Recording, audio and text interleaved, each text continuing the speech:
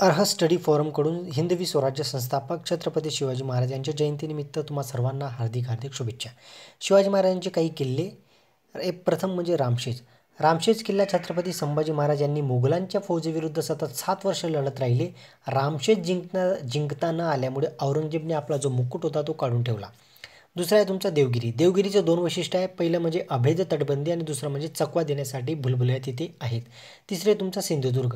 सिंधुदुर्गमध्ये 84 बंदरात असला जागा दुसरा नाही असं छत्रपती शिवाजी महाराजांनी त्याबद्दल स्टेटमेंट दिलं होतं.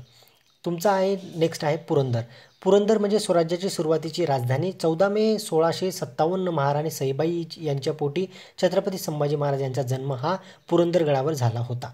पाचवा आहे तुमचा पन्हाळा. पन्हाळा 1052 मध्ये भोजराजा नरसिंग यांनी बांधला होता. 28 नोव्हेंबर 1657 रोजी हा किल्ला महाराजांनी आपल्या ताब्यात घेतला.